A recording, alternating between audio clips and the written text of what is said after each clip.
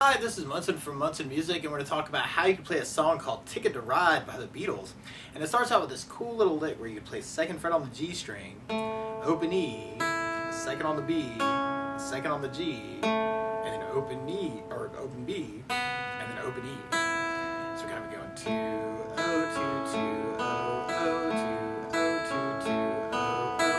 And that looks kind of around an A major chord when we play A major. First finger goes to the D on the second fret, second finger on the G string second fret, and third finger on the B string second fret. And if you strum all those together, that sounds an A major chord, and it sounds really, really happy. Now through the song, you may also want to think about lifting off the third finger and making that an A suspended second, or sometimes it can also be kind of cool to take the pinky and add it in on the B string third fret and make that an A suspended chord. And a lot of times with a song like this, to make it more interesting, you kind of work a couple different strumming options. You could kind of work kind of an 8 down idea on the A, or you may want to kind of work that around the A and the A sus2. And I'm kind of doing a 3 plus 5, 1, 2, 3, 1, 2, 3, 4, 5 between the A sus2, and I'm kind of adding a little bit of muting to make that kind of sneaky. Or one of my favorite strum patterns for a 4/4 like this is down, down, up, up, down, up. So I took the A and just tried that a lot. You'd have down, down, up, down, down, down, up, down, down, down, up, down. Or you could try and throw that sus2 idea in on that too. Down, down, up, up, sus2. A with the down, down, sus2, up, down, A, sus2. And then from that intro, then we'll be going into our first verse. And we start off with a lot of the A majors, and you may want to kind of keep those licks going until we go to a B minor chord. When we play B minor, first finger goes across the entire second fret, second finger on the B string third fret, third finger on the D string fourth fret, and the pinky on the G string fourth fret. And if you strum all those together, that sounds a B minor chord, and it sounds really sad.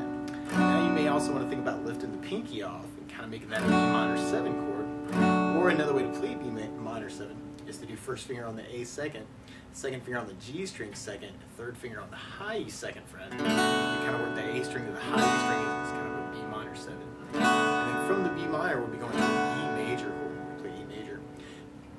First finger goes to the G on the first fret, second finger on the A string second, and the third finger on the D string second. And if you strum all those together, that sounds like an E major chord, and it sounds really happy. Now, while you're on the E through the tune, you may also want to think about lifting the third finger, kind of making that an E7 chord, or you could add in the pinky on the B string third fret, and work an E7 that way too.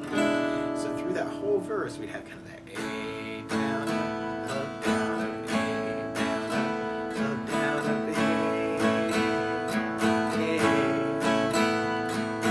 down, down, up, down, up, A down, up, down, up, B minor, and E major.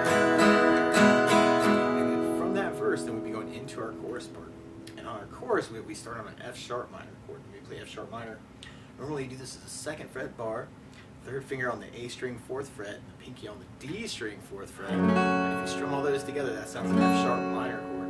And you may also want to think about lifting the pinky off of that and making an F sharp minor 7. And then from the F sharp minor, we'll go into a D major chord. When we play D major, first finger goes to the G on the second fret, second finger on the high E second fret, third finger on the B string third fret. And if you kind of strum the D string to the high E string, that sounds a D major chord. That sounds really, really happy. Now you may also want to think about lifting off the second finger and making a D sus2, or you can add in the pinky on the high E third and make it a D sus and kind of say some things on D chords. And then from the D we go back to F sharp minor, and then we kind of have a big hit on a D major chord where you can do kind of a down and kind of kill the strings.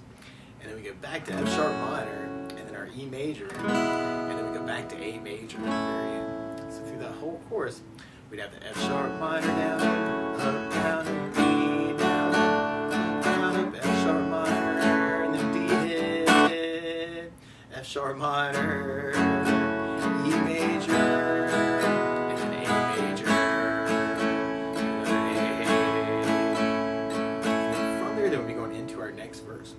Now something else I think about adding to the song though is bass notes. And a lot of times on that first down, of the down, down, up, down, you can throw in a bass for the chord. So on the A you'd have the A for the bass. On the B minor you'd have the A for the bass. On the E you'd have the low E for the bass. On the F sharp minor you'd have the low E for the bass. And on the D you'd have the D for the bass. So we try our verse adding basses. We'd have the A,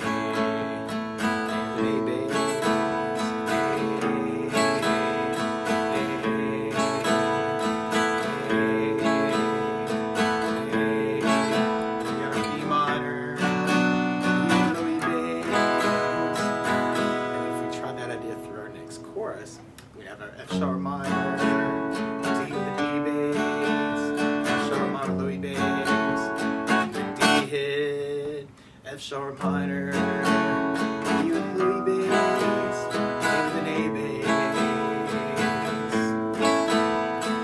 And from that chorus, then we'll be going into our bridge part, kind of mixing up a lot of those things. We start out with a D, and then D,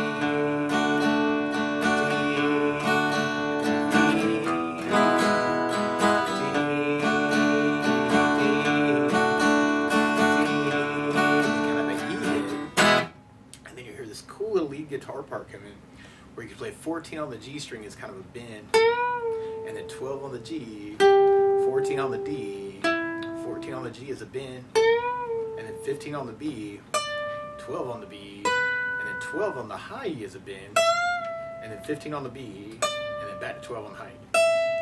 So we're going 14 bend, 12, 14, 14 bend, 15, 12, 12 bend, 15, 12. You wanted to kind of throw that lick in too. And then from that bridge part, then we go back into our verse part. Now, if you know other licks or other strum patterns around these chords too, feel free to kind of take this and kind of embellish it any way that you wanted to. Kind of see what you can say with the tune. Kind of cool to kind of mix it up a little bit too. B minor, E. And from that verse, then we're going back into our chorus part. So now F sharp minor, D, F sharp minor, sharp minor, E with Louis bass, and then A. From that chorus, then we're going back into our bridge part.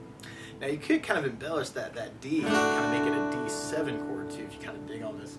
You can do first finger on the B string, first fret, second finger on the G string, second, third finger on the high E string, and kind of get a D7 chord going on that. Or I might even lean towards a D9 chord, which could be very cool.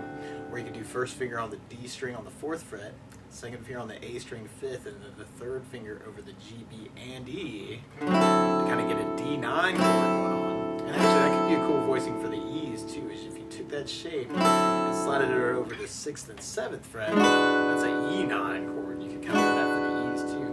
And on that part, actually, you could kind of work that with the A string for the bass if you're kind of digging on those voicings. E, D.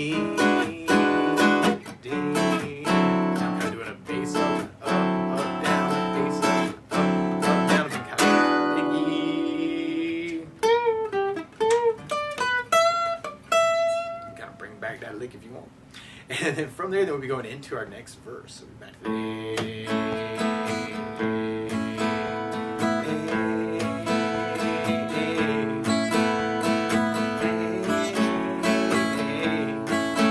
minor, E. And then we'll be going back into our chorus part. So we're about F sharp minor, D, F sharp minor, sharp minor, E, A. And we got kind of a big hit on that last A. My baby don't. And then we go into our outro. We got the A.